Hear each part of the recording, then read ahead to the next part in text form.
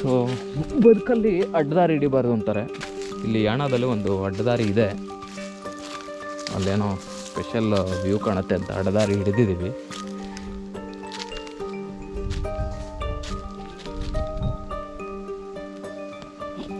But ಟ್ರೆಕ್ಕಿಂಗಲ್ಲಿ ಚಪ್ಪಲಿ shoes ಏನೂ ಇರೋಲ್ಲ, ಅದೊಂದೇ ನನಗೆ ಸ್ವಲ್ಪ ತಲೆ ಬಿಸಿ ಅನಿಸಿದ್ದು.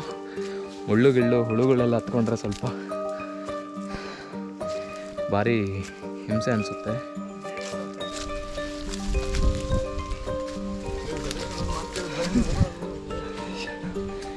ಯಾವುದಾದ್ರು ಕಾಡಿಗೆಲ್ಲ ಕರ್ಕೊಂಡು ಹೋಗ್ತಿದ್ದಾರೆ ಸತೀಶ್ ಅಣ್ಣ.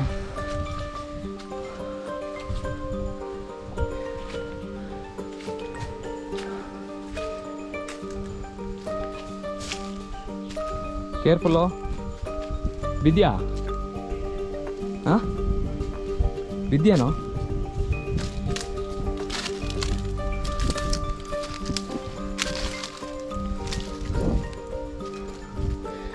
ಓ,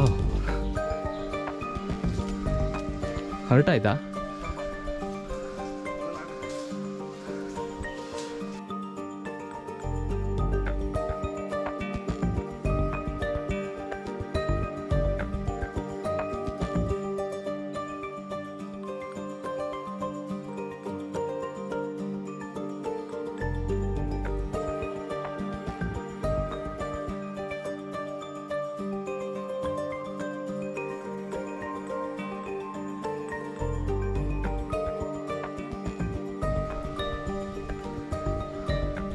ನಾವೀಗ ಹೆಚ್ಚು ಕಡಿಮೆ ಒಂದು 1000 ಅಡಿ ಮೇಲ್ಗಡೆ ಇದ್ದೀವಿ. ಸೊ ಯಾಣದಲ್ಲೇ ಇಲ್ಲೊಂದು ಸೀಕ್ರೆಟ್ ಕೇವ್ ಕೂಡ ಇದೆ. ಇದೊಂದು ಸ್ವಲ್ಪ ಟ್ರಿಕ್ಕಿ, ಒಂದು ಸ್ವಲ್ಪ ಅಲ್ಲಿ ಕಷ್ಟಪಟ್ಟು ಹತ್ತಿ ಬರಬೇಕು. ಸ್ವಲ್ಪ ಟ್ರಿಕ್ಕಿ ಇರೋದ್ರಿಂದ ನೀವು ರಿಸ್ಕ್ ತೊಗೊಳ್ಳೋದು ಸ್ವಲ್ಪ ಬೇಡ ಅನಿಸುತ್ತೆ.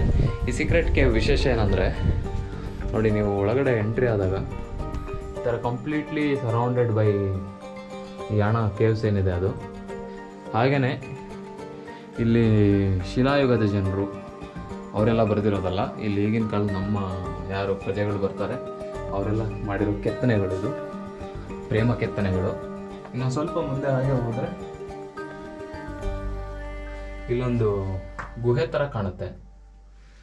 ಟಾರ್ಚ್ ಆನ್ ಮಾಡ್ತೀನಿ. ಸೊ ಇಲ್ಲಿ ನೋಡಿ,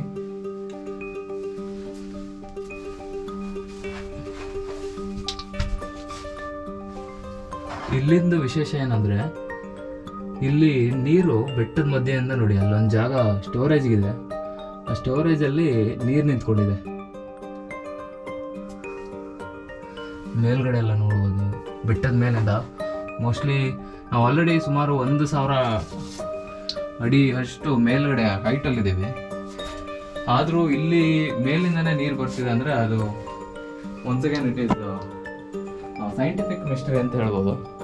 ಅಂದರೆ ನಾರ್ಮಲಾಗಿ ನಾವು ಬೆಟ್ಟಗಳಲ್ಲಿ ಮಣ್ಣು ಜಾಗಗಳು ಆ ಥರ ಏನಾದರೂ ಇದ್ದರೆ ನೀರು ಜೋಪಿಡೋದನ್ನ ನೋಡಿದ್ದೀವಿ.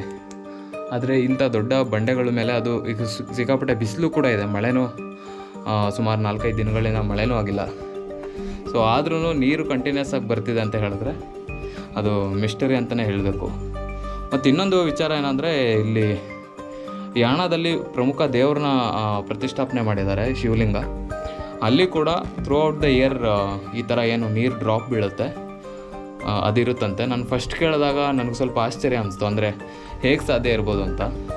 ಬಟ್ ನಾವಿಲ್ಲಿ ರಿಯಲ್ಲಾಗಿ ನಾವು ಯಾರ್ದು ಮ್ಯಾನ್ಯುಯಲ್ ಇಂಟರ್ವೆನ್ಷನ್ಸ್ ಇಲ್ದೇನೆ ಈ ಥರ ಏನು ನೀರು ಬೀಳ್ತಾ ಇರೋದನ್ನ ನೋಡಿದ್ರೆ ಡೆಫಿನೆಟ್ಲಿ ಅದು ನಾವು ರೂಲ್ ಔಟ್ ಮಾಡೋಕ್ಕಾಗೋದೇ ಇಲ್ಲ. ಸೊ ಇದೊಂಥರ ಮಿಸ್ಟೀರಿಯಸ್ ಅಂತಲೇ ಹೇಳ್ಬೋದು ಈ ಜಾಗ. ನಾನು ಥ್ಯಾಂಕ್ಸ್ ಹೇಳೋಕ್ಕೆ ಇಷ್ಟಪಡ್ತೀನಿ ಸತೀಶ್ಗೆ, ಯಾಕಂದರೆ ಸತೀಶ್ ಕರ್ಕೊಂಬಂದಿಲ್ಲ ಅಂದಿದ್ರೆ ನಮಗೆ ಈ ಜಾಗ ನೋಡೋಕ್ಕಾಗ್ತಿರ್ಲಿಲ್ಲ. ಇಲ್ಲೊಂದು ಶಿವಲಿಂಗ ಏನಾದರೂ ಪ್ರತಿಷ್ಠಾಪನೆ ಮಾಡಿದ್ರೆ ಮಾತ್ರ ಸಖತ್ತಾಗಿರುತ್ತೆ. ಹಾಗೆಯೇ ಮೋಸ್ಟ್ಲಿ ನಾವಿಲ್ಲಿ ಹತ್ತು ಬರೋ ಜಾಗ ಸ್ವಲ್ಪ ಅಲ್ಲ ಜಾಸ್ತಿನೇ ಕಷ್ಟ ಇದೆ. ಇಲ್ಲಿ ಎಲ್ಲರೂ ಬರೋಕ್ಕಾಗಲ್ಲ.